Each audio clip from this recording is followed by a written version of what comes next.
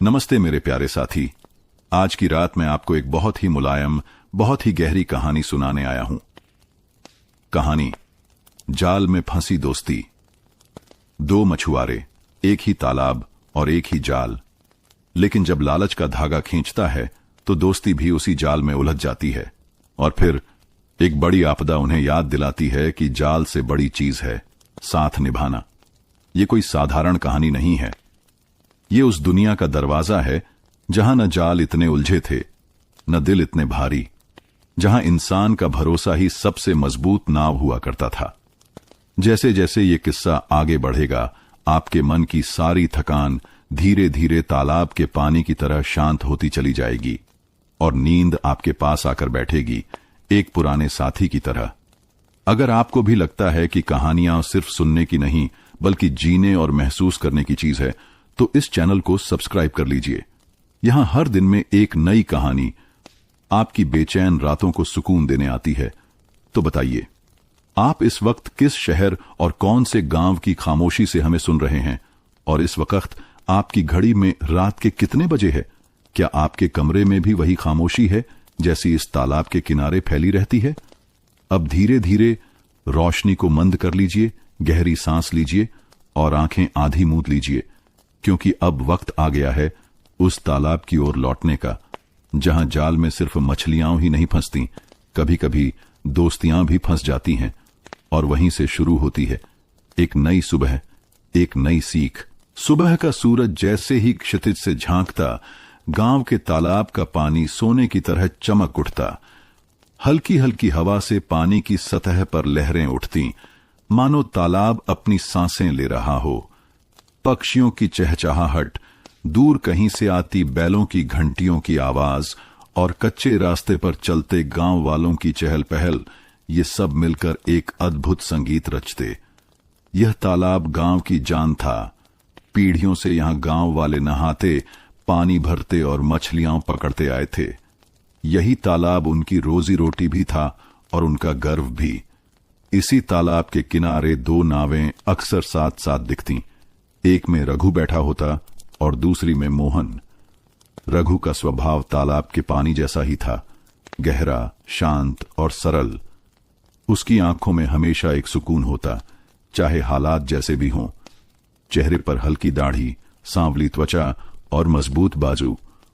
वह मेहनती था और उसका सबसे बड़ा गर्व यही था कि वह अपनी मेहनत की कमाई से घर चलाता है। उसकी पत्नी सुनीता घर संभालने वाली, धैर्यवान और समझदार स्त्री थी।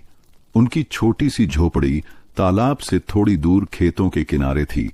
सुनीता अक्सर कहती, रघु, तालाब का पानी जितना साफ है वैसा ही तुम्हारा मन भी है। भगवान चाहे कितनी भी परीक्षा ले, तुम कभी गलत रास्ता मत पकड़ना। और रघु मुस्कुराकर कहता, सुनीता, मछली पकड़ने वाला कभी धैर्य खो दे तो उसका जाल खाली ही रहेगा। दूसरी ओर मोहन था। उम्र और कद काठी में रघु जैसा ही, लेकिन स्वभाव में फर्क था। मोहन चंचल था। उसकी आंखों में हमेशा नई योजनाएं चमकती रहती।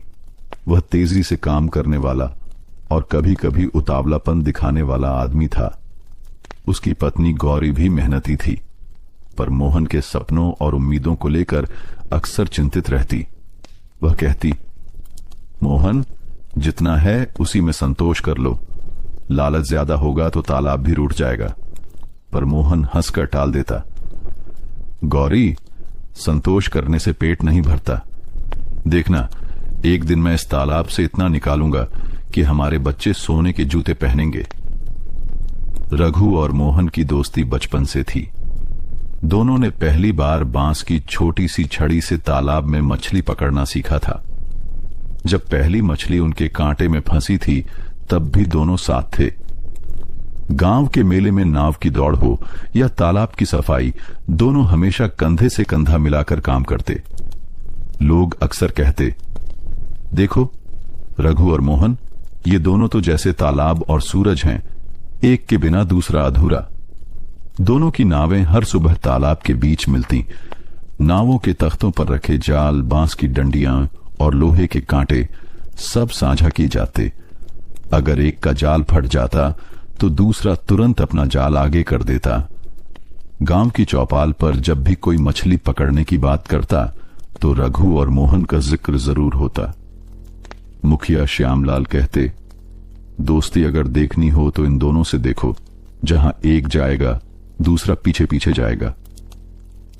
पंडित हरिहर भी अक्सर आशीर्वाद देते, बेटा सच्ची मित्रता वही है जो सुख दुख दोनों में निभे, जैसे गंगा और यमुना संगम पर मिलकर एक हो जाती हैं। गांव का छोटा लड़का रामू भी उनकी नावों को दूर से निहारता। उसके मन में यही सपना था कि बड़ा होकर वह भी इनके साथ नाव चलाएगा और मछली पकड़ेगा। सुबह सुबह दोनों नावें तालाब के बीच पहुंचती। पानी की सतह पर सूरज की किरणें पड़ती और चमचमाती मछलियां इधर उधर तैरती। रघु धीरे धीरे जाल डालता, जबकि मोहन तेजी से जाल फैलाता। देखना रघु, आज मैं तुझसे ज्यादा मछली निकालूंगा, मोहन हंसते हुए कहता। रघु शांत स्वर में जवाब देता, मछलियां गिनने से ज्यादा जरूरी है उनका सही बांटना मोहन। आखिर घर तो दोनों का ही पलता है। दिन ढलते ही दोनों नावें किनारे लौटती और जो भी मछलियां मिलती उन्हें बराबर बराबर बांट लिया जाता। यही उनकी दोस्ती की सबसे बड़ी पहचान थी, बराबरी। एक बार की बात है, बरसात के मौसम में जब तालाब का पानी बढ़ गया था, तब मोहन की नाव अचानक बहाव में उलटने लगी। जाल और मछलियां सब डूबने लगे। मोहन घबराया। तभी रघु ने बिना सोचे समझे अपनी नाव उसकी ओर मोड़ दी। मोहन, पकड़ मेरा हाथ, रघु ने चिल्लाकर कहा। मोहन का हाथ कांप रहा था, पर रघु ने उसे खींचकर अपनी नाव में बिठा लिया। उस दिन गांव भर ने रघु की बहादुरी और दोस्ती की मिसाल देखी। मोहन ने सबके सामने कहा था, अगर आज मैं जिंदा हूं तो सिर्फ रघु की वजह से। गांव के बुजुर्गों ने आशीर्वाद दिया और तालाब पर सूरज ढलते ढलते दोनों की दोस्ती और गहरी हो गई। लेकिन जीवन का खेल भी अजीब होता है। जैसे तालाब की लहरें कभी शांत रहती हैं और कभी तूफानी, वैसे ही रिश्तों की नावें भी कभी डगमगा जाती हैं। तालाब उस दिन भी शांत था, सूरज वैसे ही चमक रहा था, मछलियां वैसे ही तैर रही थीं। पर रघु और मोहन की दोस्ती की नाव में एक छोटी सी दरार पड़ने वाली थी। ये दरार कहां से आएगी? कैसे दोनों के बीच की बराबरी की डोर टूटेगी? यह आने वाले दिनों की कहानी थी। सुबह की लालिमा तालाब के पानी पर फैल चुकी थी। हल्की हवा में जालों की सरसराहट सुनाई दे रही थी। रघु और मोहन दोनों अपनी अपनी नाव लेकर तालाब के बीच पहुंचे। उनके साथ तालाब का वह पुराना संगीत था, पक्षियों की चहचहाहट, पानी की लहरें और दूर गांव से आती बैलों की घंटियां। रघु ने नाव के किनारे पर बैठे बैठे धीरे से जाल खोला। उसका तरीका हमेशा सधा हुआ होता था, शांत, धैर्य से और पूरी लगन से। दूसरी ओर मोहन ने जल्दी जल्दी अपना जाल फैलाया और हंसते हुए बोला, रघु देखना, आज मेरी नाव मछलियों से लबालब भर जाएगी। तू तो वैसे ही धीरे धीरे चलता है। जब तक तू एक जगह जाल डालता है, मैं 2 जगह डालकर निकाल लूंगा। रघु ने मुस्कुराकर उत्तर दिया। मोहन, जल्दी करने से हमेशा फायदा नहीं होता। मछली को पकड़ना एक कला है, सिर्फ ताकत या उतावलापन नहीं। तालाब भी धैर्य मांगता है। मोहन ने हंसकर कहा, धैर्य की बात तू करता है, लेकिन इस तालाब की मछलियां अब उतनी आसानी से हाथ नहीं आती। हमें तरीका बदलना पड़ेगा। उस शाम जब दोनों नावें लौटकर किनारे पहुंची, तो बच्चों ने दौड़कर देखा कि किसकी नाव में कितनी मछलियां हैं। रामू भी उन बच्चों के बीच था। उसकी आंखों में वही पुरानी चमक थी। वह हमेशा रघु और मोहन को देखकर खुश होता। रामू चिल्लाया, देखो, आज मोहन काका की नाव में ज्यादा मछलियां हैं। गांव के बुजुर्ग श्यामलाल चौपाल पर बैठे थे। उन्होंने दोनों की नावों को गौर से देखा और कहा, ठीक है, मछलियां कभी किसी के हिस्से ज्यादा होती हैं और कभी कम, लेकिन असली बात यह है कि तुम दोनों बराबर बांटते हो। यही तुम्हारी दोस्ती की पहचान है। पंडित हरिहर ने भी सिर हिलाया और बोले, सही कहा मुखिया जी, तालाब से मिलने वाली चीज बांटने से ही बरकत होती है। अगर कोई लालच करे तो जल की देवी नाराज हो जाती हैं। रघु ने आदर से सिर झुका दिया, लेकिन मोहन के चेहरे पर एक अजीब सी बेचैनी उभर आई। रात को जब रघु घर लौटा तो सुनीता ने उसके थके हुए चेहरे को देखकर पानी का गिलास आगे बढ़ाया। आज फिर तुम देर तक नाव में रहे? उसने पूछा। रघु ने मुस्कुराकर कहा, हां सुनीता, मोहन को जल्दी थी। वो चाहता था कि और मछलियां निकाली जाएं। मैं तो बस उसे निराश नहीं करना चाहता था। सुनीता ने गंभीर स्वर में कहा, रघु, ध्यान रखना, लालच कभी अच्छा नहीं होता। तुम जैसे हो वैसे ही रहो। मेहनत और संतोष से ही घर चलता है। उधर मोहन के घर में माहौल कुछ अलग था। गौरी ने देखा कि मोहन खुशी से झूम रहा था। उसने कहा, मोहन, आज तो तुम बहुत मछलियां लेकर आए, लेकिन सुनो, ज्यादा पानी की चाह कभी कभी मुसीबत भी बन जाती है। मोहन ने हंसकर कहा, गौरी, तू हमेशा डराती क्यों है? अगर मैं मेहनत करूंगा तो तालाब से और निकालूंगा। जो लोग ज्यादा मेहनत करते हैं वही बड़ा बनते हैं। देखना, एक दिन मैं इस पूरे गांव में सबसे धनी हो जाऊंगा। गौरी ने धीरे से कहा, धनी बनने से पहले अगर दोस्ती टूट गई तो क्या बचेगा? मोहन चुप हो गया, पर उसके मन में महत्वाकांक्षा की गूंज गहरी होती जा रही थी। अगले दिन सुबह रामू फिर तालाब किनारे पहुंचा। उसने दोनों नावों को देखा और आवाज लगाई, रघु काका, मोहन काका, मैं भी एक दिन आप दोनों की तरह नाव चलाऊंगा और मछलियां पकड़ूंगा। रघु ने हंसकर कहा, हां रामू, लेकिन याद रखना, मछलियां बांटनी भी सीखनी पड़ेंगी। दोस्ती ही सबसे बड़ी दौलत है। मोहन ने बच्चे को देखा और थोड़े व्यंग्य भरे स्वर में कहा, हां, दोस्ती तो है ही, लेकिन अगर मछली ही न बचे तो दोस्ती किस काम की? रामू समझ नहीं पाया, लेकिन उसने महसूस किया कि दोनों काकाओं के बीच कुछ अलग सी खटास आने लगी है। उस शाम जब दोनों नावें लौट रही थीं, तो तालाब की सतह पर अचानक अजीब सी खामोशी छा गई। हवा थम गई, पक्षियों की आवाज भी धीमी हो गई। ऐसा लगा मानो तालाब खुद कुछ कहना चाहता हो। रघु ने नाव किनारे लगाते हुए मोहन की ओर देखा और बोला, मोहन, तालाब का हाल बदल रहा है। मछलियां अब उतनी नहीं रहीं। हमें सावधानी बरतनी होगी। अगर हम ज्यादा लालच करेंगे तो तालाब ही रूठ जाएगा। मोहन ने सिर हिलाया, पर उसकी आंखों में वही महत्वाकांक्षा चमक रही थी। रघु, तू देखना, कल से मैं नया जाल डालूंगा, बड़ा जाल। जितनी भी मछलियां होंगी सब एक साथ खींच लूंगा। रघु चुप हो गया।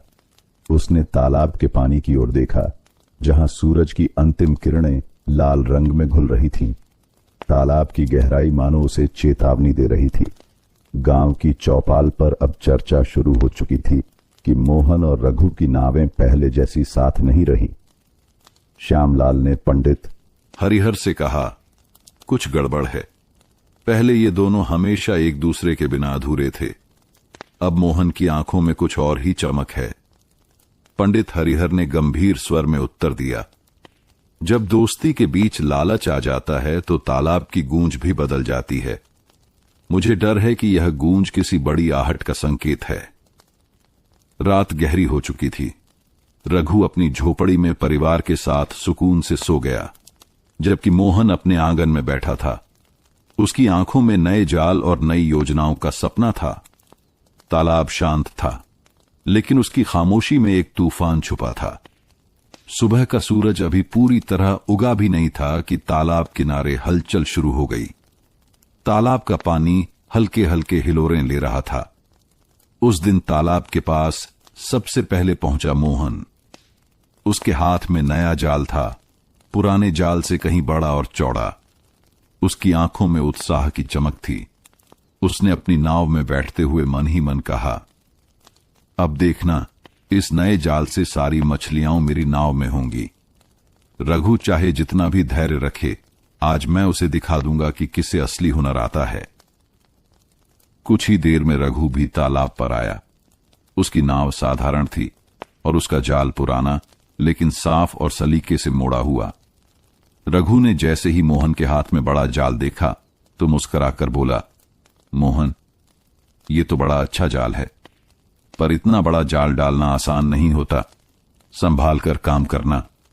मोहन ने आत्मविश्वास से कहा, रघु, तू चिंता मत कर, ये जाल ही हमारी जिंदगी बदल देगा। अब मछलियां कम हो या ज्यादा, सब मेरी नाव में आएंगी। रघु ने शांति से उत्तर दिया, मोहन, तालाब सबका है, अगर हम सब कुछ एक ही बार खींच लेंगे तो आने वाले दिनों में क्या बचेगा। मोहन ने उसकी बात को हंसी में उड़ा दिया और अपनी नाव तालाब के बीच ले गया। मोहन ने बड़े जाल को तालाब में फेंका। जाल पानी की सतह पर फैलकर चमकने लगा। थोड़ी ही देर में जाल भारी होने लगा। मोहन ने पूरी ताकत लगाकर उसे खींचा। नाव झुकने लगी, पर मोहन हार मानने वाला नहीं था। जाल खींचते ही उसमें तड़पती हुई दर्जनों मछलियां फंसी हुई थीं। गांव के किनारे खड़े बच्चे रामू उत्साह से चिल्लाए, वाह, मोहन काका का जाल तो पूरा भर गया। रामू की आंखों में चमक थी। वह दौड़कर पंडित हरिहर के पास पहुंचा और बोला, पंडित जी, देखो, मोहन काका तो बहुत बड़ी मछलियां पकड़ रहे हैं। पंडित हरिहर ने गंभीर स्वर में कहा, बेटा रामू, बड़ी सफलता हमेशा बड़ी परीक्षा लेकर आती है। देखना, ये जाल तालाब की मछलियों को खुश भी कर सकता है और नाराज भी। शाम को जब दोनों नावें किनारे लौटीं, तो गांव वालों ने देखा कि मोहन की नाव मछलियों से लबालब भरी है, जबकि रघु की नाव में मछलियां कम थीं। गांव के कुछ लोग मोहन की तारीफ करने लगे। मोहन, ये तो कमाल कर दिया तूने, तेरा जाल तो पूरे तालाब पर राज करेगा। श्यामलाल भी वहीं थे। उन्होंने धीरे से कहा, मोहन, मेहनत अच्छी है, पर तालाब का संतुलन बिगड़ना नहीं चाहिए। बराबरी का बांट ही तुम्हारी और रघु की पहचान है। मोहन मुस्कुराकर बोला, मुखिया जी, बराबरी तब तक थी जब तक दोनों का जाल एक जैसा था। अब देखिए, मेहनत और हुनर से मैंने ज्यादा पाया है, तो हिस्सेदारी भी ज्यादा मिलनी चाहिए। यह सुनकर रघु चौंक गया। उसने धीरे से कहा, मोहन, हमारी दोस्ती हमेशा बराबरी पर टिकी है। जो भी मिलता था हम बराबर बांटते थे। तू ऐसा क्यों कह रहा है? मोहन ने थोड़ा रूखा स्वर अपनाया। रघु, तू नहीं समझेगा। जिसको ज्यादा मेहनत आती है उसको ज्यादा हक भी मिलना चाहिए। गांव में पहली बार दोनों दोस्तों की नावों की गूंज अलग हो गई। रात को रघु जब घर पहुंचा तो उसने सुनीता को सारी बात बताई। सुनीता का चेहरा गंभीर हो गया। मैंने कहा था रघु, लालच कभी अच्छा नहीं होता, लेकिन तू अपना स्वभाव मत बदलना। चाहे जितना भी हो, संतोष ही सबसे बड़ा धन है। रघु ने गहरी सांस ली। हां सुनीता, मैं भी यही सोचता हूं, पर अगर मोहन ने बराबरी छोड़ दी तो हमारी दोस्ती कैसे टिकेगी? दूसरी ओर मोहन जब घर पहुंचा तो गौरी ने उसके चेहरे पर गर्व की चमक देखी। मोहन, तू आज बहुत मछलियां लाया, लेकिन रघु को छोड़कर अलग हिस्सेदारी मांगना क्या सही है? मोहन ने चिढ़ते हुए कहा, गौरी, तू भी वही बात करने लगी जो सब कहते हैं। रघु को बांटकर खाने की आदत है, लेकिन मैं अब बांटने से थक चुका हूं। मैं अपने बच्चों का भविष्य सुरक्षित करना चाहता हूं। गौरी चुप हो गई, पर उसके दिल में डर बैठ गया था। अगले दिन सुबह रामू तालाब किनारे बैठा था। उसने दोनों नावों को जाते देखा। उसने रघु से कहा, रघु काका, आप क्यों परेशान हो? दोस्ती तो हमेशा बराबर रहती है, जैसे मैं और मेरा छोटा भाई मिठाई बांटते हैं। रघु ने उसकी बात सुनकर हल्की मुस्कान दी और उसके सिर पर हाथ फेरते हुए बोला, सही कहता है रामू, काश बड़े लोग भी बच्चों की तरह बांटना सीखें। मोहन ने यह सुन लिया। उसने रामू की ओर देखकर कहा, बेटा रामू, जब तू बड़ा होगा तब समझेगा कि सब कुछ बराबर नहीं होता। जो ज्यादा मेहनत करता है वही ज्यादा पाता है। रामू उलझन में पड़ गया। वह सोचने लगा कि आखिर सच्चाई किसकी है, रघु काका की या मोहन काका की। उस शाम जब सूरज ढल रहा था तो तालाब पर अजीब सी खामोशी छा गई। हवा धीमी थी। और पानी की सतह पर कुछ अनकहे सवाल तैर रहे थे। रघु ने मोहन की नाव की ओर देखा और कहा, मोहन, याद रख, लालच की पहली लहर छोटी होती है, लेकिन उसका असर गहरा होता है। अगर हम तालाब का संतुलन बिगाड़ेंगे तो आने वाले दिन बहुत कठिन होंगे।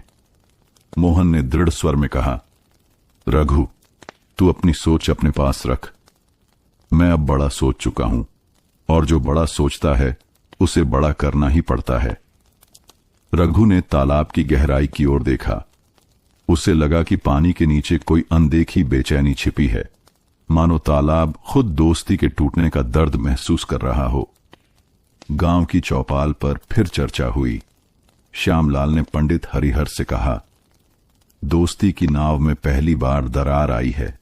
मुझे डर है कि अगर यह दरार बढ़ी तो न सिर्फ दोस्ती टूटेगी बल्कि तालाब भी रूठ जाएगा। पंडित हरिहर ने गंभीर स्वर में कहा, लालच की पहली लहर छोटी होती है, लेकिन वही आगे चलकर तूफान बनती है। भगवान करे ये तूफान जल्द न आए।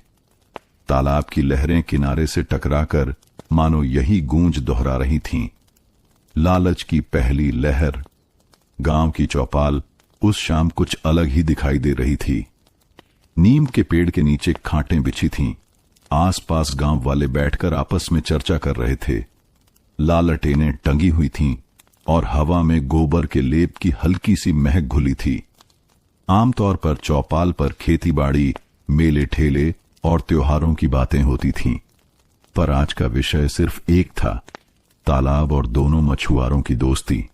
गांव का बूढ़ा कन्हैया चौपाल पर बोला, भाई, मैंने तो पहली बार देखा है कि मोहन और रघु अलग अलग हिस्सेदारी की बात कर रहे हैं, वरना तो दोनों की नावें हमेशा साथ लौटती थीं।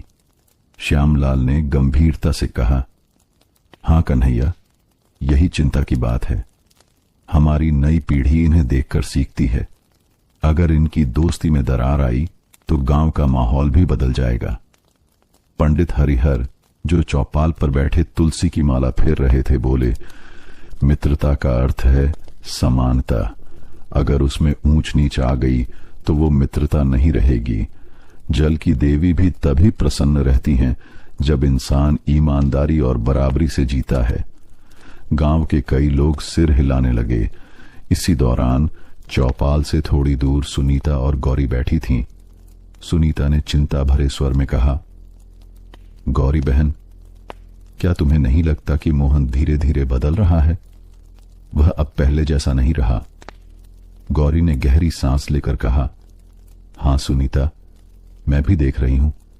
पहले वो कहता था कि दोस्ती ही सबसे बड़ी पूंजी है, अब कहता है कि सबसे बड़ी पूंजी पैसा है। मैं समझाती हूं, पर वो सुनता ही नहीं। सुनीता ने गंभीर नजरों से कहा, अगर दोस्ती टूट गई तो पैसा भी चैन नहीं देगा।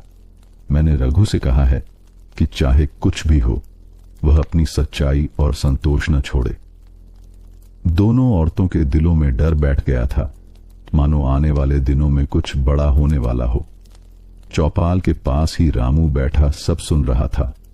उसकी छोटी सी आंखें चमक रही थीं।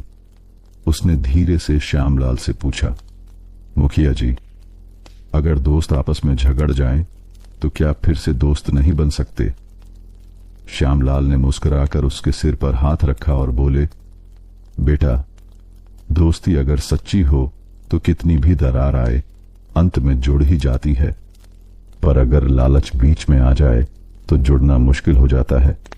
रामू ने मासूमियत से कहा, तो क्या मैं दोनों काकाओं को फिर से दोस्त बना सकता हूं?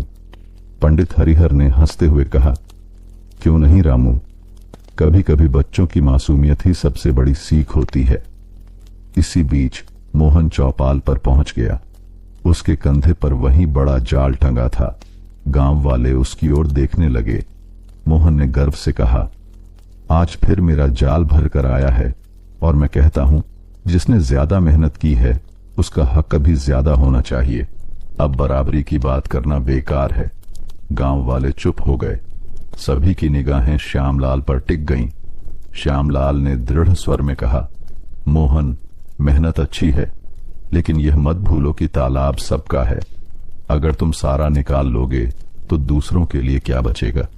और तुम्हारे और रघु की दोस्ती का क्या होगा? मोहन ने तिरस्कार भरे स्वर में कहा, मुखिया जी, दोस्ती पेट नहीं भरती, मछली पेट भरती है। और अब मैं अपने पेट और अपने घर के बारे में सोचूंगा। उसकी बात सुनकर चौपाल पर सन्नाटा छा गया। उसी समय रघु भी चौपाल पर आ गया। उसके हाथ में पुराना जाल था और चेहरे पर वही शांत भाव। उसने सबकी ओर देखते हुए कहा, दोस्ती ही असली पूंजी है। अगर हम दोस्ती खो देंगे तो न तालाब बचेगा और न बरकत। मैं अपने हिस्से से संतोष करता हूं, लेकिन मैं तालाब और गांव का नुकसान होते नहीं देख सकता। मोहन ने व्यंग्य से कहा, रघु, तू हमेशा संतोष की बातें करता है। यही वजह है कि तू कभी आगे नहीं बढ़ेगा। मैं आगे बढ़ना चाहता हूं और अब मुझे कोई रोक नहीं सकता। गांव वाले हतप्रभ थे। पंडित हरिहर ने खड़े होकर गंभीर स्वर में कहा, मोहन बेटा, तू जो कर रहा है उससे जल की देवी नाराज होंगी।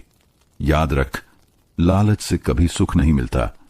अगर तूने अपना रास्ता नहीं बदला तो आने वाले दिनों में तूफान जरूर आएगा। मोहन ने हंसते हुए कहा, पंडित जी, तूफान की बातें छोड़िए। मैं मेहनत करूंगा और सब कुछ जीत लूंगा। रघु ने चुपचाप पंडित हरिहर की ओर देखा। उसके मन में वही डर गहराता जा रहा था। चौपाल पर उस रात देर तक चर्चा चलती रही। गांव वाले असमंजस में थे।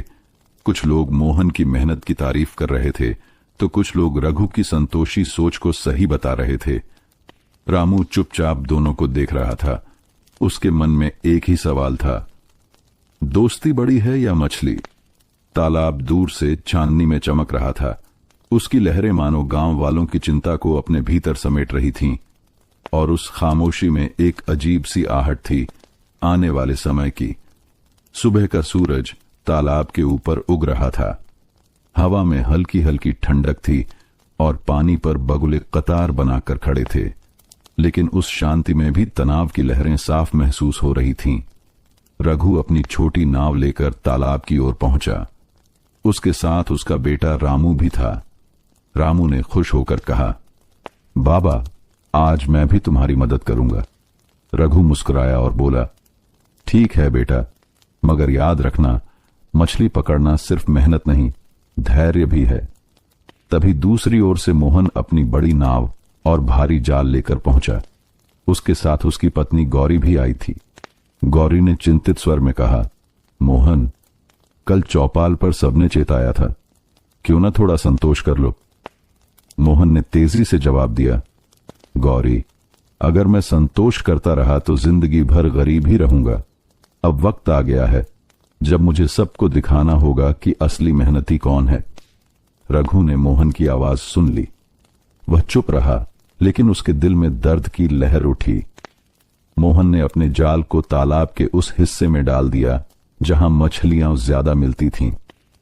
यह जगह पहले से ही रघु की नाव के पास थी। रघु ने शांत स्वर में कहा, मोहन, ये हिस्सा हम दोनों बराबरी से बांटते थे। अकेले पकड़ोगे तो गलत होगा। मोहन ने ठहाका मारते हुए कहा, रघु, अब बच्चों जैसी बातें मत कर। जो पहले पहुंचता है उसका हक है। मेहनत कर और देख मैं कितना पकड़ता हूं। रामू ने मासूमियत से कहा, मोहन काका, बाबा कहते हैं कि बांटकर खाने में ही मजा है। मोहन ने चिढ़कर कहा, रामू, ये सब किताबों की बातें हैं, जिंदगी हकीकत से चलती है।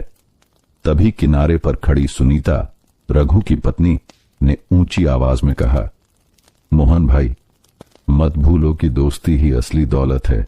मछलियां तो आज हैं, कल नहीं। गौरी ने सुनीता का हाथ पकड़कर कहा, मैं तो रोज यही समझाती हूं, पर मोहन अब सुनता ही नहीं। दोनों औरतों की आंखों में चिंता झलक रही थी। धीरे धीरे तालाब किनारे गांव वाले भी इकट्ठा हो गए। श्यामलाल मुखिया, पंडित हरिहर और कई दूसरे लोग आकर खड़े हो गए। श्यामलाल ने गंभीर आवाज में कहा, मोहन, रघु, ये तालाब सिर्फ तुम्हारा नहीं है, ये पूरे गांव का है। इसे तुम दोनों की दोस्ती ने ही जीवित रखा है। अगर तुम आपस में लड़े तो तालाब भी खत्म हो जाएगा। रघु ने झुककर कहा, मुखिया जी, मैं हमेशा बराबरी चाहता हूं, पर मोहन अब सुनता ही नहीं। मोहन ने गुस्से में कहा, हां, मैं अब किसी की नहीं सुनूंगा। यह जाल मेरा है, नाव मेरी है, मेहनत मेरी है, तो मछली भी मेरी होगी। गांव वालों के बीच खुसर पुसर शुरू हो गई। रघु ने दृढ़ स्वर में कहा, मोहन, याद रख, ये तालाब मां जैसा है। इसे लूटोगे तो बरकत कभी नहीं मिलेगी। दोस्ती छोड़कर अगर लालच चुनोगे तो नुकसान तुम्हारा ही होगा। मोहन ने आंखें तरेरी और बोला, बस रघु, मुझे तेरी नसीहतें नहीं चाहिए। अब से तू अपनी राह और मैं अपनी। दोस्ती खत्म।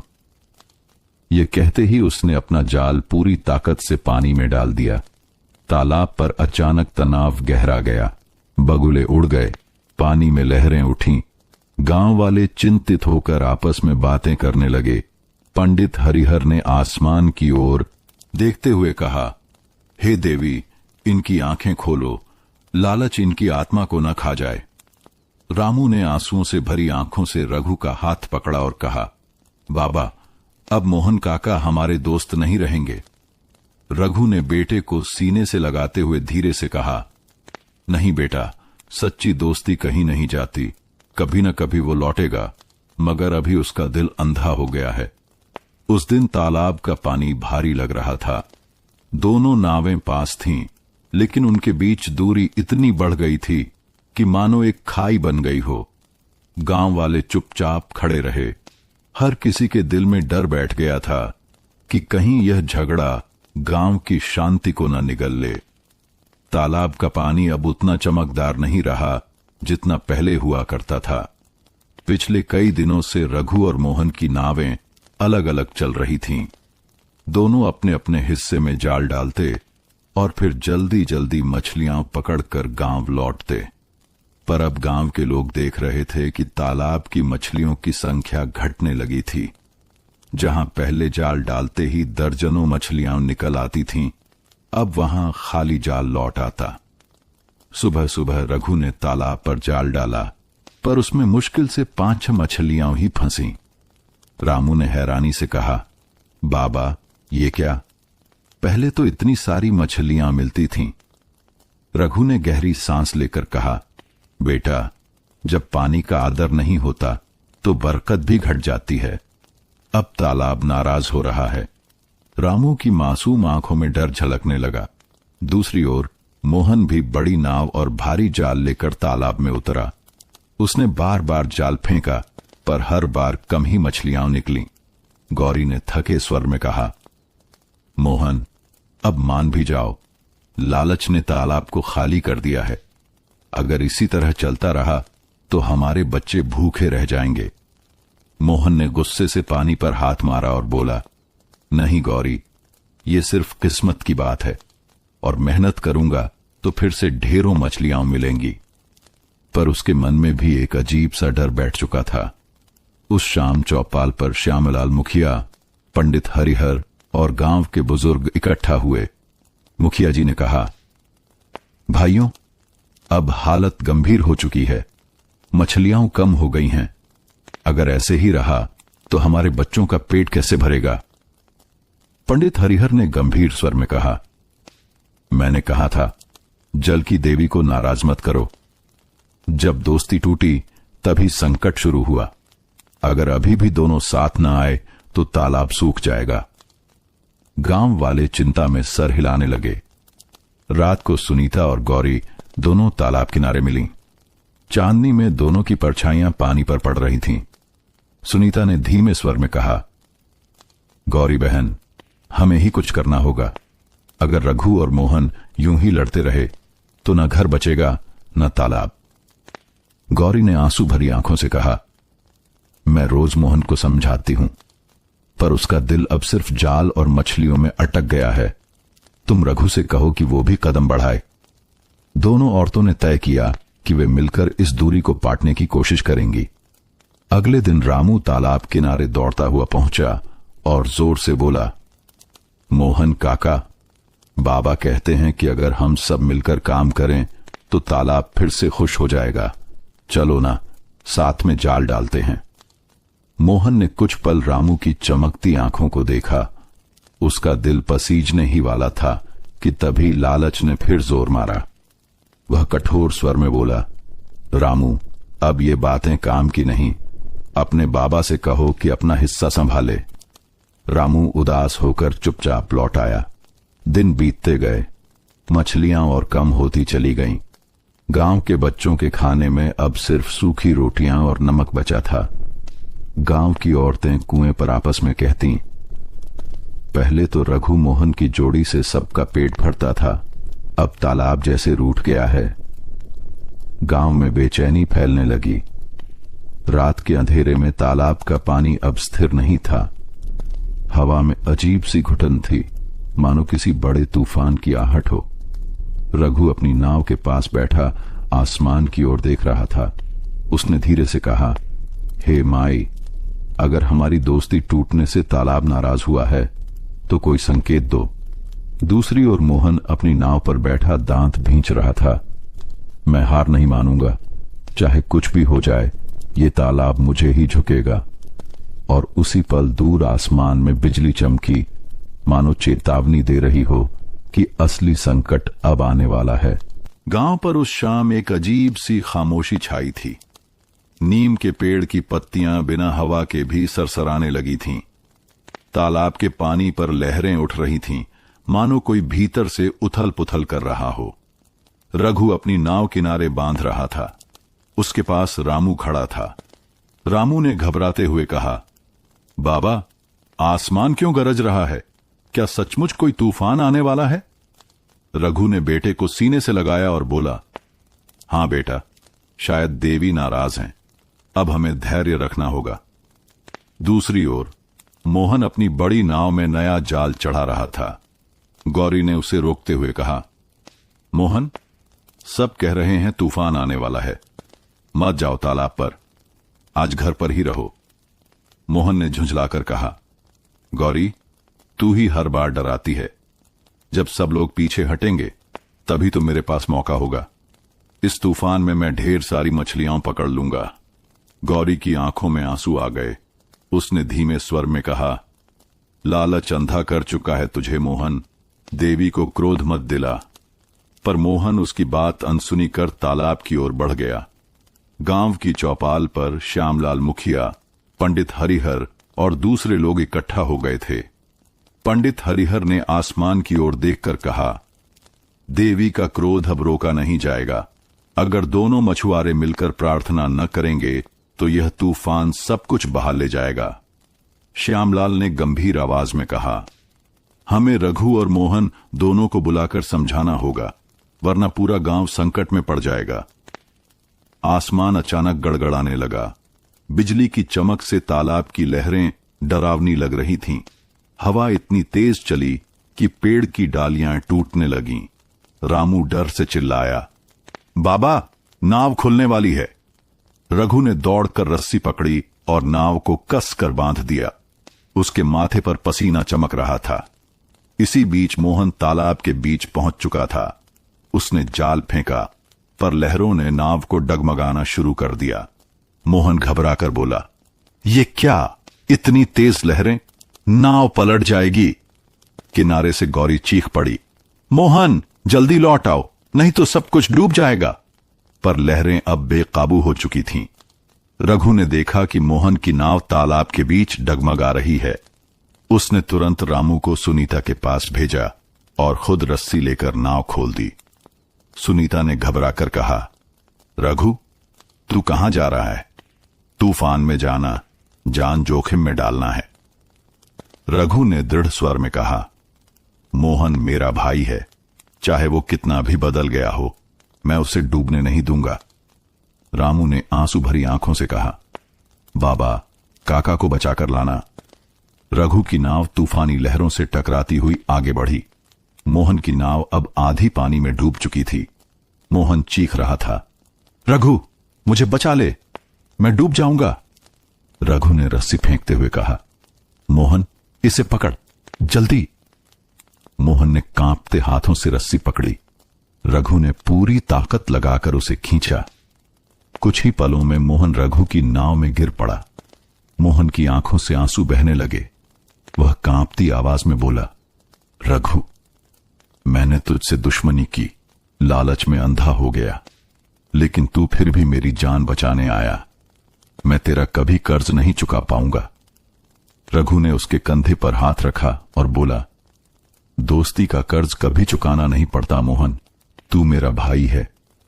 दोनों की आंखें नम हो गईं। किनारे पर खड़े गांव वालों ने जब देखा कि रघु मोहन को बचाकर ला रहा है तो सबने राहत की सांस ली। गौरी दौड़कर मोहन से लिपट गई। सुनीता ने रामू को सीने से लगाया।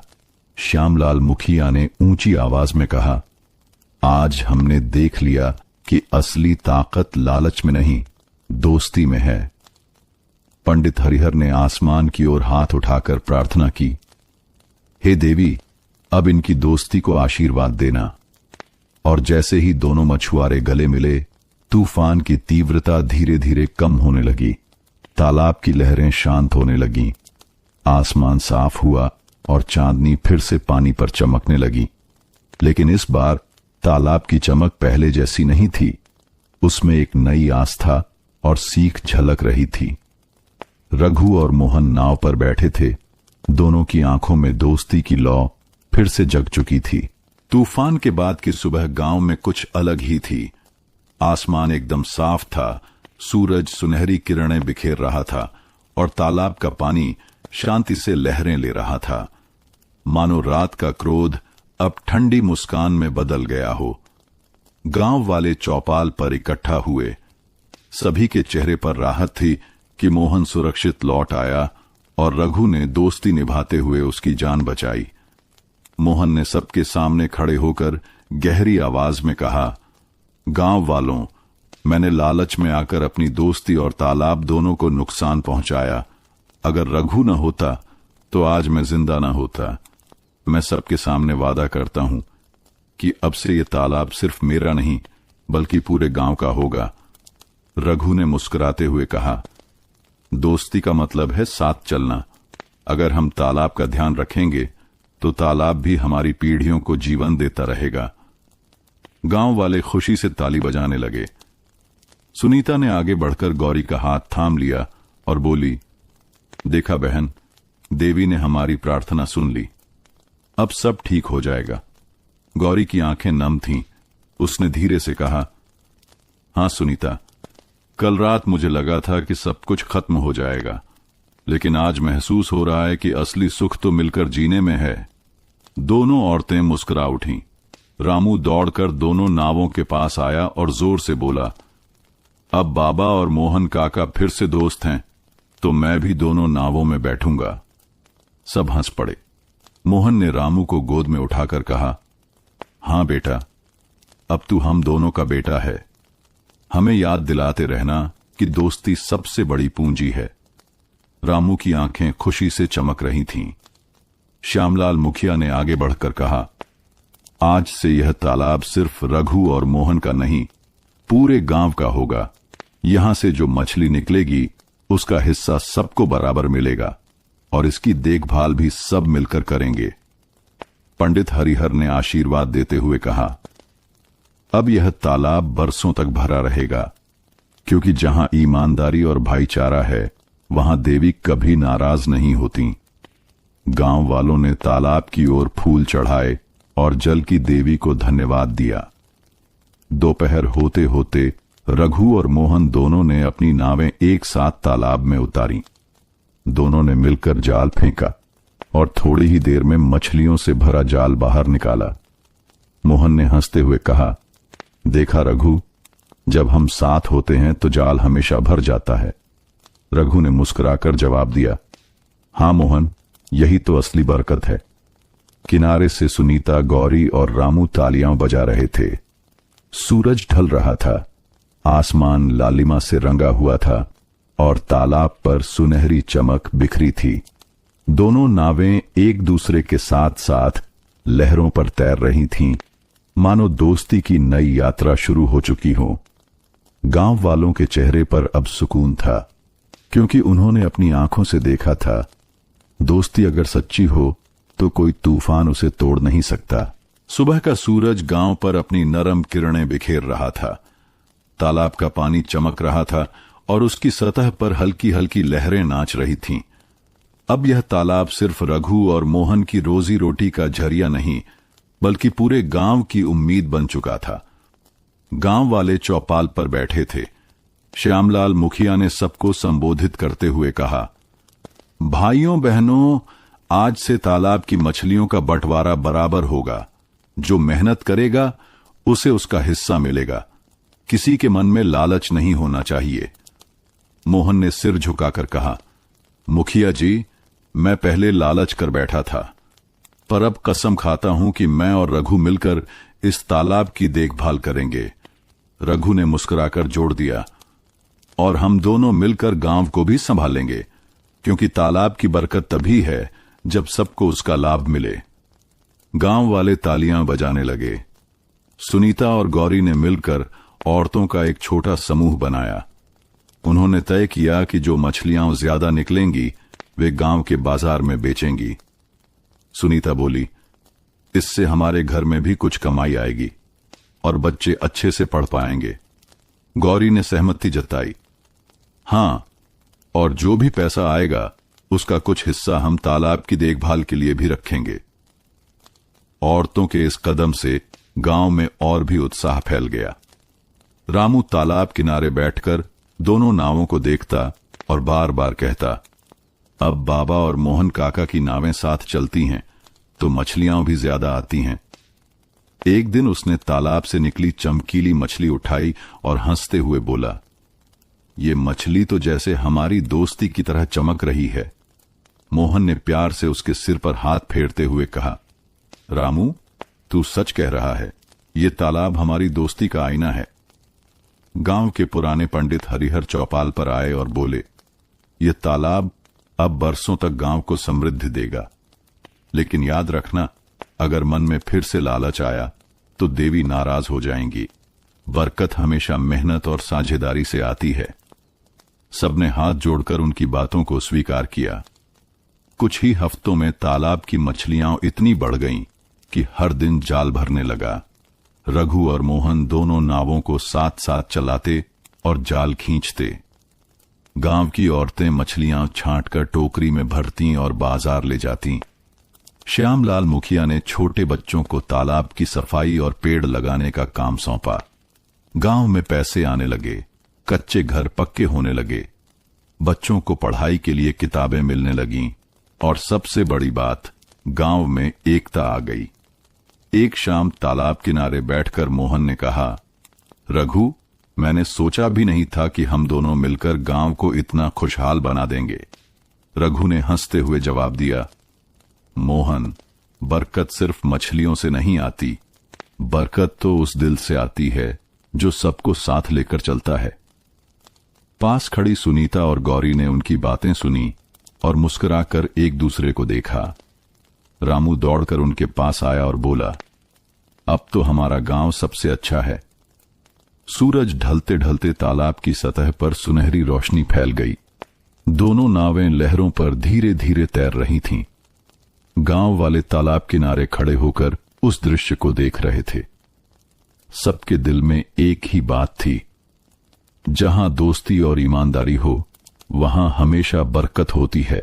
सुबह की ताजी हवा गांव को जगाती हुई तालाब के चारों ओर फैल रही थी। गांव वाले तालाब की सतह पर हुई सुनहरी रोशनी को देखकर प्रसन्न थे। आज का दिन विशेष था। गांव में बाजार लगा हुआ था, जहां तालाब से निकली ताजी मछलियां बेचने के लिए लाई गई थीं। सुनीता और गौरी अपनी टोकरी लेकर बाजार जा रही थीं। रामू इनके साथ चला था, चहकते हुए, जैसे हर कोई इकलौता संकट पीछे छोड़ चुका हो। तभी बाजार की हलचल के बीच एक सज्जन मेहमान व्यापारी गांव में पहुंचा। उसका नाम था शाहिद। पड़ोसी गांव से एक व्यवसायी जो बड़ी मात्रा में मछलियां खरीदने का प्रस्ताव लेकर आया था। शाहिद ऊंची टोपी और चमकदार चप्पलों में मुस्कुराते हुए लोगों से बोला, मैं आपकी मछलियां खरीदना चाहता हूं रोजाना, बड़े भाव में। आप मुझे बड़े जालों से मछलियां दीजिए, मैं आपके लिए पैसों की कमी नहीं होने दूंगा। सभी सुनकर खुश हुए। पैसे की बात थी। मोहन की आंखों में चमक आ गई। उसने तुरंत कहा, ठीक है शाहिद जी, मैं और रघु बूहद बड़ी मात्रा में मछलियां पकड़ देंगे। तुम बताओ कि भाव कितना होगा। शाहिद ने बड़ी राशि बताई। बहुत अधिक, गांव वालों को दिलासा दे देने वाला। गौरी ने मोहन के पास आकर धीरे से कहा, मोहन, यह प्रस्ताव तो अच्छा है, पर याद रखना कि इस तरह बड़े जाल इस्तेमाल करने से तालाब को नुकसान हो सकता है। मोहन ने मुस्कुराकर कहा, गौरी, आज हमें मौका मिला है। पिछली बार जब दोस्ती और साझेदारी की वजह से सीमित पकड़ डीडीएच कर रहे थे तो बहुत कुछ छूट गया। अब कुछ बड़ा करना चाहिए। रघु इस प्रस्ताव को सुनकर थोड़ा झिझका।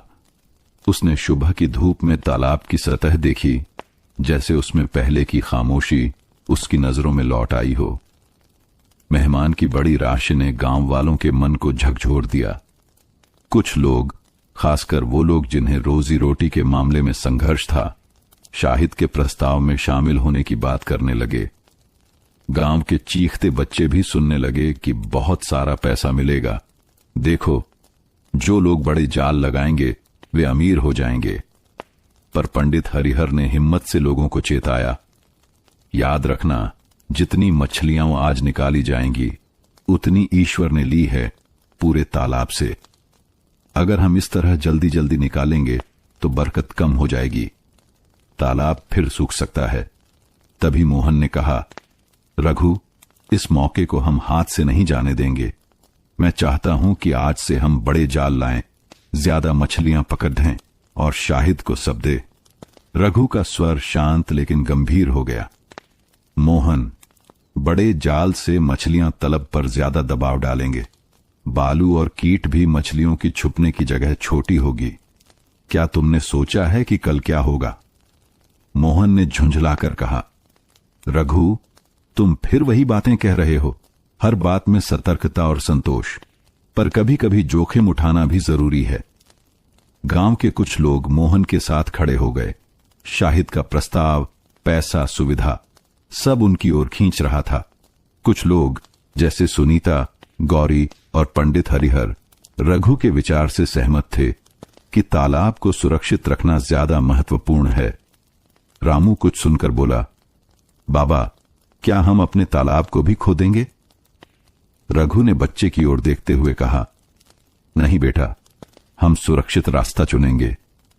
उस शाम जब तालाब किनारे दोनों नावें लौटी, मोहन ने रघु से कहा, मैंने फैसला कर लिया है, कल से बड़े जाल। रघु ने उत्तर दिया, यदि तुम बड़े जाल लगाओगे तो कल आ जाएगी कमी।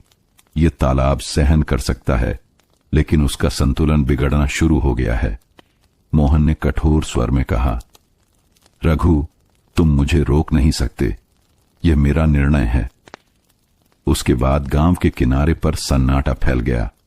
पंडित हरिहर ने धीमे स्वर में कहा, लालच की परछाई हमेशा लंबी होती है, उसे रोका नहीं गया तो अंधेरा बढ़ेगा। गौरी ने मोहन की ओर देखा। आंसुओं से भरी आंखों में अपेक्षा थी कि मोहन समझेगा, पर वह मौन रहा। उस रात तालाब की सतह पर चांदनी कमजोर पड्डी डीएच गई। लहरों की हल्की सरसराहट अब कुछ भयावह लगी। रघु अपनी झोपड़ी में बैठा हुआ सोचा कि क्या उसने सही किया कि अभी भी संभलने की सलाह दी। मोहन, ज्यादा मछलियां, ज्यादा पैसा, उसके मन में लालच की परछाई बड़े आकार में दिखने लगी थी। रामू सपनों में सोचता रहा कि क्या दोस्ती खराब होगी, तालाब की बरकत खो जाएगी। पूर्णिमा की रात थी। चांद आकाश में पूरी तरह था, लेकिन उसका उजाला कुछ फीका सा लग रहा था, जैसे बरकत की रोशनी पर भी परछाई गिरने लगी हो। सुबह की हवा हमेशा की तरह हल्की और ठंडी थी, पर आज गांव में एक अलग ही बेचैनी थी। मोहन ने अपनी नाव पर बड़ा जाल रखा था।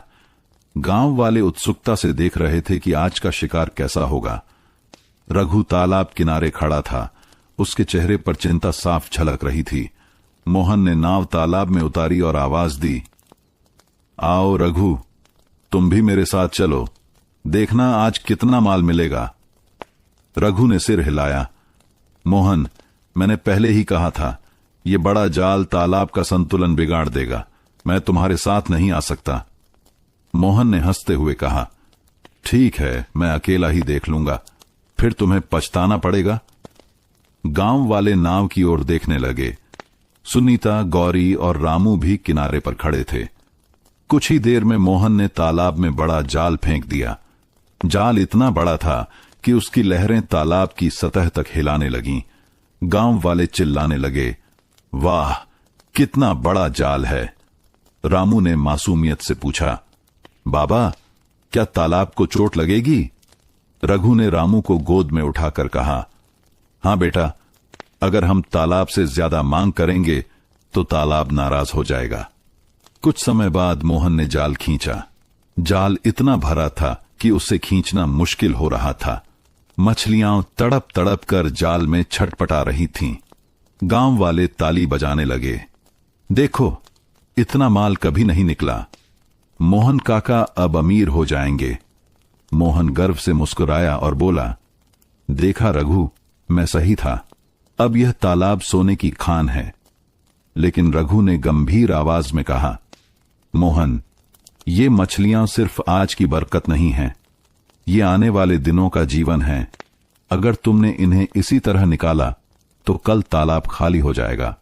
मोहन ने हाथ झटकते हुए कहा, रघु, तुम हमेशा डराते रहते हो। पैसा आया है और आता रहेगा। गांव वाले दो हिस्सों में बंट गए, कुछ मोहन की तरफ, कुछ रघु की तरफ। सुनीता ने आगे बढ़कर मोहन से कहा, मोहन भाई, लालच मत करो। याद करो, जब तूफान में तुम डूब रहे थे तब रघु ने ही तुम्हें बचाया था। दोस्ती को मत तोड़ो। गौरी ने आंसू भरी आवाज में कहा, मोहन, तालाब की मछलियां हमारी नहीं, देवी की देन है। उन्हें लूटोगे तो बरकत छिन जाएगी। मोहन थोड़ी देर चुप रहा, लेकिन उसके मन में शाहिद का लालच और गांव वालों की तालियों की गूंज ज्यादा गहरी थी। शाम को शाहिद फिर गांव आया। उसने मछलियों से भरी टोकरियां देखकर मुस्कुराते हुए कहा, बहुत अच्छा मोहन जी, अब हर दिन इतना माल चाहिए। मैं आपके पैसे दुगने कर दूंगा। मोहन ने तुरंत हामी भर दी। रघु ने बीच में टोका, शाहिद भाई, तालाब को लूटने का सौदा मत करो। अगर तालाब सूख गया तो न तुम रहोगे न हम। शाहिद हंसते हुए बोला, मुझे तालाब की चिंता नहीं, मुझे तो बस मछलियां चाहिए। तुम्हें चाहिए तो सौदा करो, नहीं तो और गांव वाले तैयार हैं। यह सुनकर मोहन का मन और डगमगा गया। उसने रघु की ओर देखा और कहा, रघु, अगर तुम साथ नहीं दोगे तो कोई और देगा। मैं शाहिद से सौदा कर चुका हूं। रघु ने कड़े स्वर में कहा, मोहन, यह तुम्हारा सबसे बड़ा भूल है। याद रखना, लालच की आग कभी किसी को नहीं छोड़ती। गांव पर अजीब सा सन्नाटा छा गया।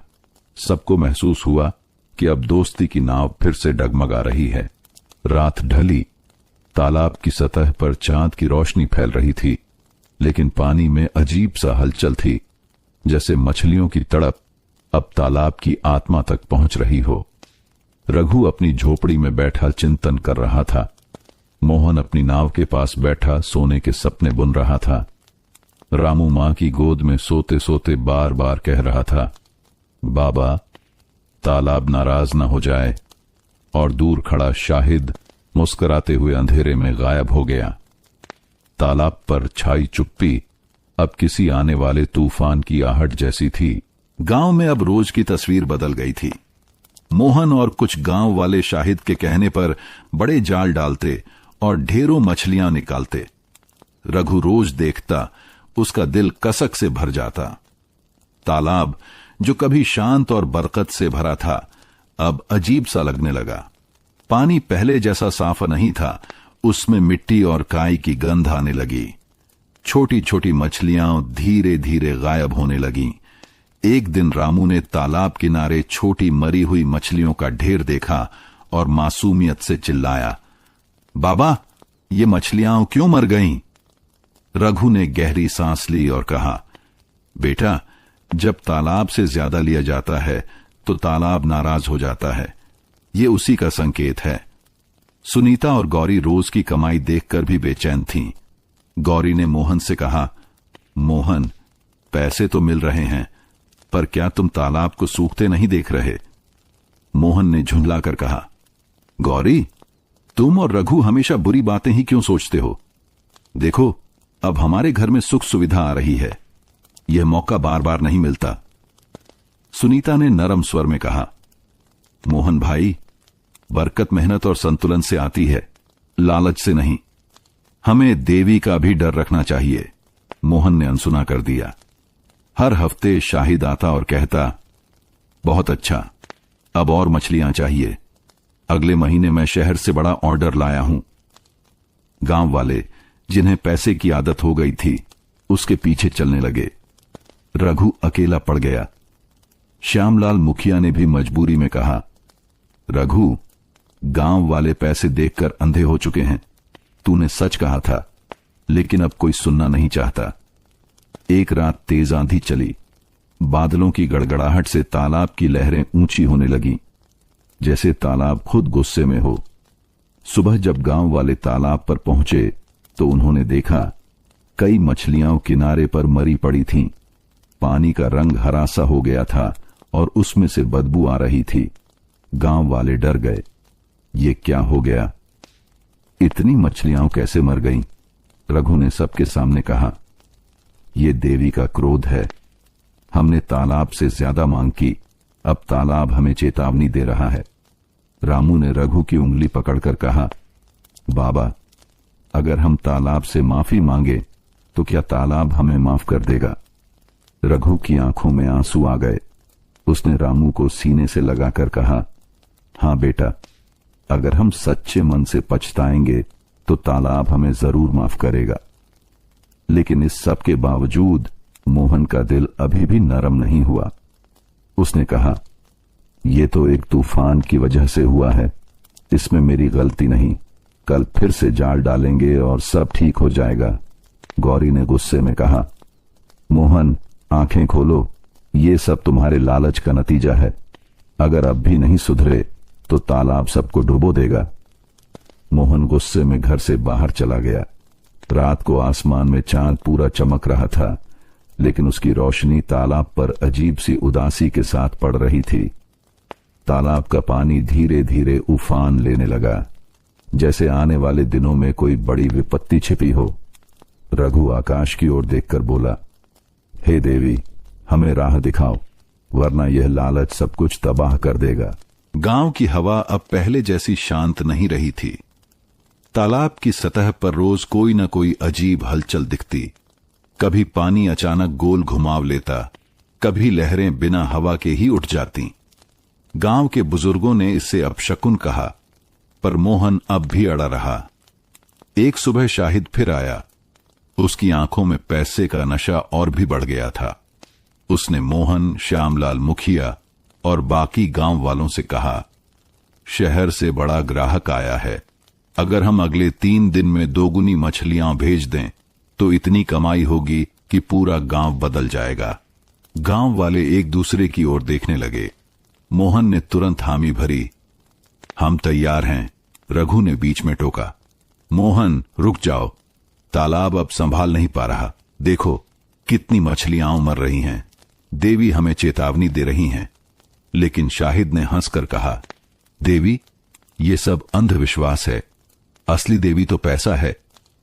यह सुनकर सुनीता और गौरी के चेहरे पर घृणा उभर आई। उस शाम आसमान पर काले बादल छा गए। तेज हवाएं चलने लगीं। रामू और गांव के बच्चे डरकर घरों के भीतर भाग गए। सुनीता ने खिड़की बंद करते हुए कहा, गौरी बहन, ये तूफान साधारण नहीं है।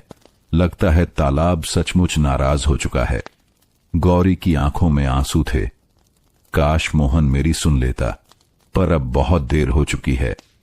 तूफान की परवाह किए बिना मोहन और कुछ गांव वाले बड़े जाल लेकर तालाब पर पहुंचे।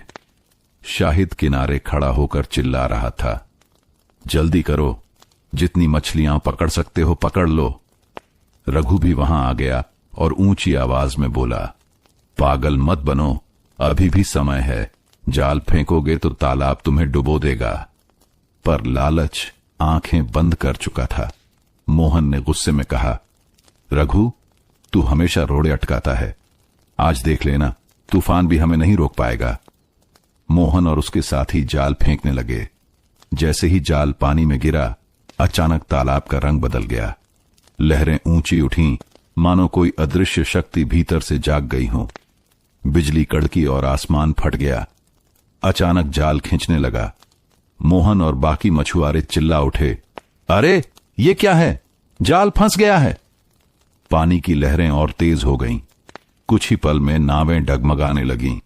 श्यामलाल मुखिया किनारे से चिल्ला रहे थे, वापस आओ वरना डूब जाओगे।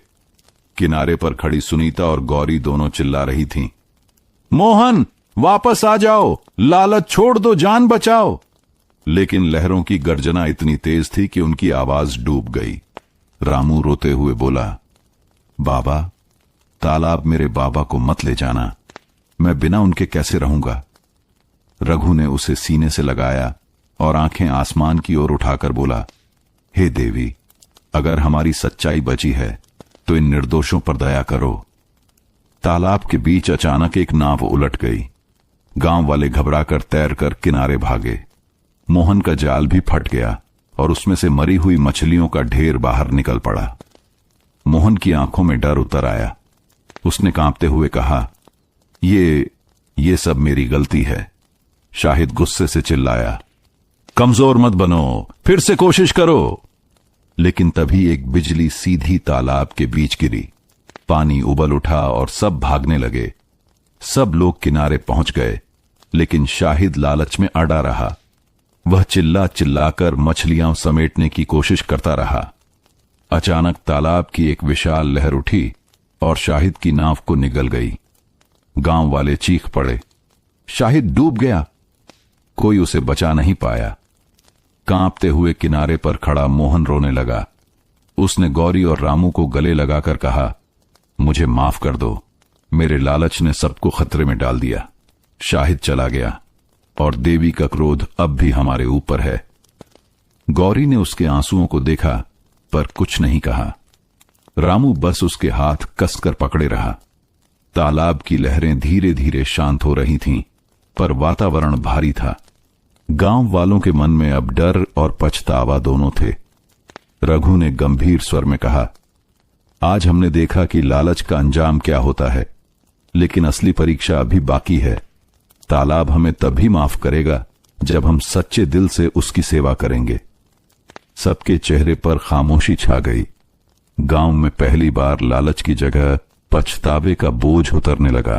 तूफान थम चुका था, पर गांव का दिल अब भी कांप रहा था। तालाब की लहरें शांत हो चुकी थीं, पर पानी का रंग गहरा और उदास दिखाई दे रहा था। मछलियों के शव किनारे पर बिखरे पड़े थे। हर कोई समझ चुका था कि तालाब अब केवल पानी का स्रोत नहीं रहा, यह उनकी नियति से जुड़ा हुआ है। मोहन तालाब के किनारे बैठा था। उसकी आंखें लाल थीं और शरीर कांप रहा था। उसने गौरी का हाथ पकड़कर कहा, गौरी, मैंने सब बर्बाद कर दिया। मैंने लालच में आकर तालाब की आत्मा को चोट पहुंचाई। शाहिद तो डूब गया। अब डर है कि कहीं तालाब हमें भी न निगल ले। गौरी की आंखों में आंसू थे, पर उसने धीरे से उसके कंधे पर हाथ रखा। मोहन, देर तो हो गई है, लेकिन अभी भी सब खत्म नहीं हुआ। अगर सच्चे दिल से माफी मांगी जाए तो शायद तालाब हमें माफ कर दे। उसी वक्त रघु गांव वालों के बीच खड़ा होकर बोला, सुनो सब लोग, अब वक्त आ गया है कि हम अपने पाप स्वीकार करें। लालच ने हमें बांट दिया, लेकिन तालाब ने हमें चेतावनी दी है। अगर हम मिलकर इसे शुद्ध न करें तो आने वाली पीढ़ियां हमें कभी माफ नहीं करेंगी। श्यामलाल मुखिया ने सिर झुकाकर कहा, रघु ठीक कह रहा है। अब वक्त है कि हम अपनी गलती माने। पंडित हरिहर भी आगे आए और बोले, देवी केवल उन पर दया करती हैं जिनका मन सच्चा और पश्चाताप से भरा हो। कल हम सब तालाब के किनारे एकत्र होंगे। वहां हम सब मिलकर प्रार्थना करेंगे और शुद्धिकरण का यज्ञ करेंगे। रात को घर में सुनीता और गौरी दोनों बैठी थीं। सुनीता ने कहा, बहन, हमारे पति अलग अलग राहों पर चले गए थे, लेकिन अब लगता है कि यह वक्त उन्हें फिर से एक करने का है। गौरी ने आंसुओं के बीच मुस्कुराकर कहा, हां सुनीता, कल जब सब तालाब पर इकट्ठा होंगे, मैं खुद मोहन से कहूंगी कि वह रघु के साथ हाथ मिलाए। अब हमें पुराने झगड़े भूलकर गांव और तालाब को बचाना होगा। उस रात रामू अपने छोटे से दीपक के सामने बैठा था। उसने हाथ जोड़कर तालाब की ओर देखा और बोला, हे तालाब देवी, मेरे बाबा और चाचा को माफ कर दो। अब वे कभी झगड़ा नहीं करेंगे। मैं वादा करता हूं कि मैं बड़ा होकर हमेशा तालाब की रक्षा करूंगा। उसके मासूम शब्द सुनकर सुनीता और रघु की आंखें भर आईं। सूरज उगा तो गांव में एक अजीब सी शांति थी। हर घर से लोग तालाब की ओर बढ़ रहे थे। पंडित हरिहर अपने साथ पूजा की थाली, कलश और मंत्रों की किताब लाए। श्यामलाल मुखिया ने गांव के युवकों को आदेश दिया कि तालाब किनारे की गंदगी साफ करें। मोहन भी आया। उसकी आंखों में शर्म थी, पर वह कदम धीरे धीरे रघु की ओर बढ़ा। मोहन ने तालाब के किनारे खड़े होकर सबके सामने कहा, भाइयों और बहनों, मैंने गलती की है। मैंने रघु को अपमानित किया, उसकी सच्ची बातों पर ध्यान नहीं दिया। आज मैं सबके सामने उससे माफी मांगना चाहता हूं। गांव में सन्नाटा छा गया। फिर मोहन रघु के सामने आया और हाथ जोड़कर बोला, रघु, मुझे माफ कर दे। रघु ने उसकी आंखों में देखा। पल भर की खामोशी के बाद उसने मोहन को गले लगा लिया। तालाब की लहरें मानो धीरे धीरे थपकी देने लगीं। गांव वाले तालियां बजाने लगे। सुनीता, गौरी और रामू की आंखों से खुशी के आंसू बह निकले। पंडित हरिहर ने मंत्रोच्चारण शुरू किया। गांव वालों ने दीप जलाए और तालाब के चारों ओर रख दिए। सभी ने मिलकर कहा, हम वादा करते हैं कि अब कभी लालच में तालाब को चोट नहीं पहुंचाएंगे। हम तालाब को मां की तरह पूजेंगे और उसकी रक्षा करेंगे। श्यामलाल मुखिया ने घोषणा की, आज से यह नियम होगा कि तालाब से केवल उतनी ही मछलियां पकड़ी जाएंगी जितनी जरूरत है। बाकी मछलियां तालाब में रहने दी जाएंगी ताकि संतुलन बना रहे। शाम होते होते तालाब का पानी फिर से चमकने लगा। उसकी सतह पर हल्की सी सुनहरी रोशनी नाच रही थी, मानो तालाब खुद मुस्कुरा रहा हो। रघु और मोहन साथ साथ खड़े थे। सुनीता और गौरी दोनों ने अपने अपने पतियों को देखा और मन ही मन देवी का धन्यवाद किया। रामू ने तालाब की ओर इशारा करके कहा, देखो, अब तालाब खुश हो गया है। गांव वाले एक स्वर में बोले, हां, तालाब खुश है और हमारी दोस्ती भी। तालाब के शुद्धिकरण और यज्ञ के बाद गांव का माहौल बदल चुका था। जहां पहले लालच और झगड़े की हवा बह रही थी, अब वहां शांति और सहयोग की महक थी। गांव वालों के दिल में फिर से उम्मीद जग चुकी थी। अगली सुबह रघु और मोहन साथ साथ तालाब की ओर निकले। सुनीता और गौरी दोनों घर से बाहर खड़ी होकर उन्हें जाते हुए देख रही थीं। सुनीता ने मुस्कुराकर कहा, देखो गौरी बहन, अब फिर से हमारे पति वैसे ही लग रहे हैं जैसे पहले थे, जब साथ साथ मछली पकड़ने जाते थे। गौरी की आंखों में चमक थी। हां सुनीता, अब लगता है कि ये दोस्ती पहले से भी गहरी होगी। तालाब के किनारे पहुंचकर श्यामलाल मुखिया ने सबको इकट्ठा किया। उन्होंने कहा, अब से तालाब सिर्फ 2 लोगों का नहीं, पूरे गांव का होगा। हर कोई अपनी जरूरत के हिसाब से मछली लेगा और तालाब की देखभाल की जिम्मेदारी सबकी होगी। गांव वाले खुशी खुशी तैयार हो गए। पंडित हरिहर ने भी कहा, जब सब मिलकर तालाब को मां की तरह पूजेंगे, तभी गांव में सुख शांति बनी रहेगी। रामू अब और भी खुश था। वह तालाब के किनारे छोटे छोटे बच्चों को इकट्ठा कर कहता, हम तालाब की रखवाली करेंगे। कोई इसमें गंदगी फेंकेगा तो हम रोकेंगे। गांव के बच्चे खिलखिलाकर हंसते और उसके साथ तालाब के चारों ओर दौड़ते। रघु ने यह देखा और मुस्कुराया। देखो, अगली पीढ़ी तालाब को बचाने के लिए तैयार हो रही है। मोहन ने सिर झुकाकर कहा, काश मैंने पहले ही ये सब समझ लिया होता, पर अब मैं वादा करता हूं तालाब की रक्षा के लिए जान भी दे दूंगा। घर लौटकर सुनीता और गौरी ने साथ बैठकर बात की। सुनीता ने कहा, अब जब तालाब सुरक्षित है तो हमें औरतों को भी मिलकर कोई काम करना चाहिए, जैसे तालाब से निकली साफ मछलियों को सुखाकर बाजार में बेचना। गौरी ने सहमति में सिर हिलाया। हां, इससे घर की आमदनी भी बढ़ेगी और औरतें भी आत्मनिर्भर बनेंगी। दोनों औरतों ने ठान लिया कि वे पुरुषों के साथ मिलकर गांव की प्रगति में भागीदारी करेंगी। श्यामलाल मुखिया ने गांव वालों को सुझाया कि तालाब के आसपास खाली जमीन पर पेड़ लगाए जाए। इससे मिट्टी मजबूत होगी और पानी भी साफ रहेगा। गांव के बच्चे, बूढ़े और औरतें सब मिलकर पौधे लगाने लगे। पंडित हरिहर ने आशीर्वाद दिया, जब धरती हरी होगी तभी जीवन भी हरा भरा रहेगा। रघु और मोहन ने मिलकर पौधा लगाया। रामू ने मिट्टी डालते हुए कहा, अब ये पेड़ हमारी दोस्ती की तरह कभी सूखेगा नहीं। कुछ ही दिनों में गांव का रूप बदलने लगा। तालाब का पानी फिर से साफ हो गया। किनारों पर कमल खिलने लगे। मछलियां आराम से तैरने लगीं। गांव वाले खुश होकर कहते, देखो, जब हम मिलकर काम करते हैं तो तालाब भी मुस्कुराता है। सुनीता और गौरी मछलियों को सुखाकर बाजार भेजने लगीं। औरतों का आत्मविश्वास बढ़ गया। शाम को जब सूरज डूब रहा था, रघु और मोहन तालाब के किनारे बैठे थे। दोनों ने अपने अपने घरों के दीपक लेकर तालाब में प्रवाहित किए। लहरों पर तैरते दीपक ऐसे चमक रहे थे जैसे दोस्ती की आशा की किरणें। रघु ने धीरे से कहा, मोहन, अब लगता है कि तालाब हमें आशीर्वाद दे रहा है। मोहन ने आंसू पोंछकर जवाब दिया, हां रघु, और हमारी दोस्ती अब जाल में नहीं बल्कि दिल में बंधी है। किनारे पर खड़ा रामू जोर से बोला, जय तालाब देवी।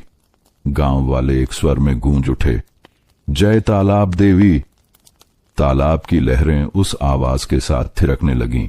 गांव में अब शांति और सहयोग की हवा बह रही थी। तालाब का पानी साफ और जीवन से भरा हुआ था, लेकिन प्रकृति और समाज दोनों कभी स्थिर नहीं रहते। नई चुनौती हमेशा इंतजार करती है। एक दिन सुबह सुबह गांव के पास एक अजनबी व्यक्ति आया। उसका नाम था विक्रम। वह शहर से आया था और तालाब के किनारे खड़ा होकर तालाब को निहार रहा था। विक्रम ने गांव वालों से कहा, मैं यहां मछली पालन के नए तकनीकी प्रयोग करने आया हूं। अगर आप मेरे सुझाव मानेंगे तो तालाब से हर महीने ज्यादा मछलियां निकलेंगी और आपकी आमदनी भी बढ़ जाएगी। मोहन तुरंत उत्साहित हो गया, वाह, यह तो हमारे लिए एक और अवसर है। रघु, क्या तुम नहीं चाहते कि गांव की आमदनी बढ़े? लेकिन रघु ने गंभीर स्वर में कहा, मोहन, याद रखो, पिछली बार बाहरी लालच ने क्या किया था। हमें सावधानी बरतनी होगी। गौरी ने भी हाथ जोड़कर कहा, मोहन भाई, कृपया इस बार सोच समझकर निर्णय लो। हमें तालाब की रक्षा करनी है। श्यामलाल मुखिया ने कहा, अगर यह व्यक्ति सच में मदद करेगा तो ठीक है, पर पहले उसकी योजना को समझना जरूरी है। सुनीता ने सुझाव दिया, चलो पहले छोटे पैमाने पर प्रयोग करते हैं। अगर नुकसान नहीं होगा तभी पूरा तालाब दें। रामू मासूमियत से पूछ रहा था, बाबा, क्या यह फिर से तालाब को नाराज कर देगा? रघु ने उसे गोद में उठाते हुए कहा, बेटा, हम अब सीख गए हैं, लालच के बिना प्रयोग करेंगे। विक्रम ने तालाब के एक छोटे हिस्से में नया जाल और उपकरण लगाए। मोहन और रघु दोनों साथ थे। गांव वाले उत्सुकता से देखते रहे। कुछ दिन बाद पहले परिणाम आए। छोटे छोटे मछली समूहों की संख्या बढ़ गई थी। गांव वाले खुश हुए। मोहन ने रघु की ओर देखकर कहा, देखा, अगर सावधानी से काम किया जाए तो तालाब और हमें दोनों लाभ दे सकते हैं। रघु मुस्कुराया, हां, अब समझदारी और संयम से काम करना सीख गए हैं। लेकिन तीसरे दिन अचानक तालाब के पानी में गहरी हलचल हुई। मछलियां अनोखे तरीके से तालाब के किनारे उछलने लगीं। रघु ने डरते हुए कहा, मोहन, ये संकेत है, तालाब संतुलन खो रहा है, सावधान रहो। मोहन ने तुरंत जाल निकालने की हिम्मत दिखाई। विक्रम भी परेशान होकर बोला, यह असामान्य है, हो सकता है कि तालाब कहीं गहरी बीमारी या असंतुलन से ग्रस्त हो। गौरी और सुनीता गांव वालों को इकट्ठा करती हुई बोली, देखो, हमें मिलकर यह समस्या हल करनी होगी, लालच और जल्दबाजी अब काम नहीं आएगी। रघु ने सुझाव दिया, हम तालाब की गहराई में सफाई करेंगे और नए जाल केवल उस समय इस्तेमाल करेंगे जब तालाब तैयार हो। मोहन ने सिर हिलाकर कहा, हां, इस बार मैं लालच नहीं करूंगा, तालाब हमारी पहली प्राथमिकता होगी। गांव वाले विक्रम और रघु के साथ मिलकर तालाब की सफाई और संतुलन बनाए रखने लगे। रामू छोटे बच्चों के साथ तालाब के किनारे खेलते हुए बोला, अब हम तालाब की रक्षा करेंगे और हर कोई खुश रहेगा। कुछ हफ्तों की मेहनत और संयम के बाद तालाब फिर से शांत और जीवन से भरा हुआ था। मछलियां स्वाभाविक रूप से तैरने लगीं। रघु ने मोहन को देखा और मुस्कुराया। देखा मोहन, संयम और सहयोग से हर चुनौती आसान हो जाती है। मोहन ने भी मुस्कुराकर उत्तर दिया, हां रघु, अब मैं समझ गया हूं कि लालच सिर्फ तबाह करता है, संतुलन और दोस्ती बढ़ाती है।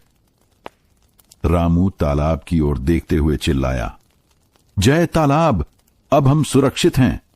गांव वाले एक स्वर में बोले, हां, अब तालाब और हमारी दोस्ती दोनों सुरक्षित हैं।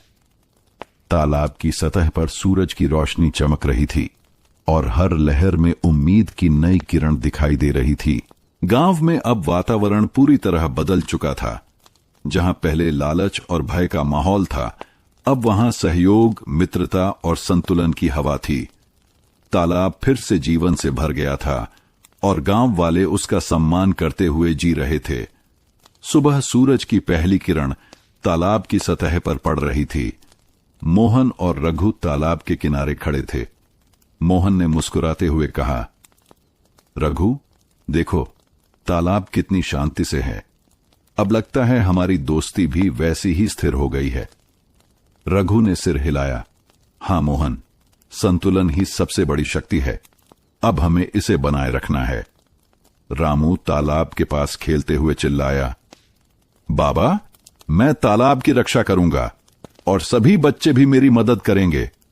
श्यामलाल मुखिया ने गांव वालों के बीच घोषणा की, अब से तालाब की देखभाल का नियम है, हर परिवार अपने हिस्से का ध्यान रखेगा और केवल उतनी मछलियां पकड़ी जाएंगी जितनी आवश्यक हों। सब मिलकर तालाब की पूजा करेंगे और इसे माता की तरह मानेंगे। सुनीता और गौरी ने गांव की औरतों को जोड़कर तालाब की सफाई और मछलियों के संरक्षण का काम शुरू किया। गौरी ने मुस्कुराते हुए कहा, अब हम भी गांव की प्रगति में हिस्सेदार हैं, तालाब हमारी जिम्मेदारी है। रामू छोटे बच्चों को इकट्ठा करता और उन्हें बताता, देखो बच्चों, ये तालाब हमारी मां की तरह है, इसे सुरक्षित रखना हमारा फर्ज है। जो तालाब से लालच करेगा वह हमारी सीख को भूल जाएगा। बच्चे तालाब के किनारे छोटे छोटे पौधे लगाते और पानी साफ करते। रघु यह देखकर मुस्कुराया, देखो मोहन, नई पीढ़ी भी सीख रही है कि प्रकृति और दोस्ती का सम्मान करना चाहिए। मोहन अब पहले जैसा लालची नहीं रहा। वह रोज तालाब की निगरानी करता और गांव वालों को समझाता, दोस्ती और तालाब की शांति ही असली दौलत है। पैसा, सम्मान और सुख तभी मिलेगा जब हम संतुलन बनाए रखेंगे। रघु ने उसकी ओर देखकर कहा, मोहन, अब तुम सच में समझ गए हो, यही हमारी जीत है। दिन ढलते ढलते तालाब की सतह पर सूरज की रोशनी सुनहरी हो गई। मछलियां आराम से तैर रही थीं। कई बच्चे तालाब के किनारे बैठकर पानी में हाथ डालते और हंसते। तालाब की लहरों में जीवन और खुशी की झलक थी। रामू चिल्लाया, देखो बाबा, तालाब अब बिल्कुल खुश है। मोहन और रघु एक दूसरे की आंखों में देखकर मुस्कुराए। सुनीता और गौरी भी पास खड़ी थीं। गांव के बुजुर्ग और बच्चे सब मिलकर तालाब की ओर हाथ उठाकर प्रणाम कर रहे थे। श्यामलाल मुखिया ने गांव वालों को कहा, देखो, जब हम सभी मिलकर काम करते हैं तभी गांव और तालाब दोनों सुरक्षित रहते हैं। अब से हर परिवार और हर बच्चा इसे अपनी जिम्मेदारी समझेगा। पंडित हरिहर ने आशीर्वाद दिया, जब मित्रता, संतुलन और मेहनत का संगम होगा तभी तालाब और गांव दोनों फलेंगे फूलेंगे। सूरज डूब रहा था और तालाब की सतह पर सुनहरी लहरें फैल रही थीं। मोहन और रघु साथ बैठे, रामू और बच्चे तालाब के किनारे खेल रहे थे। गौरी और सुनीता मुस्कुरा रही थीं और गांव वाले तालाब की शांति में खोए हुए थे। तालाब की लहरों में अब कोई गुस्सा नहीं था, सिर्फ जीवन, दोस्ती और संतुलन की चमक थी। रघु ने धीरे से कहा, मोहन, यह हमारी सबसे बड़ी जीत है। दोस्ती और तालाब की शांति हमेशा बनी रहेगी। मोहन ने सिर झुकाकर उत्तर दिया, हां रघु, अब हम सीख चुके हैं कि लालच का अंत दुख है और संतुलन की शुरुआत खुशी। रामू ने तालाब की ओर इशारा करते हुए जोर से बोला, जय तालाब और जय दोस्ती। गांव वाले सबके साथ बोले, जय तालाब और जय दोस्ती। तालाब की लहरें उनकी आवाज के साथ थिरक उठीं। गांव में अब हमेशा के लिए शांति और संतुलन की कहानी बसी थी।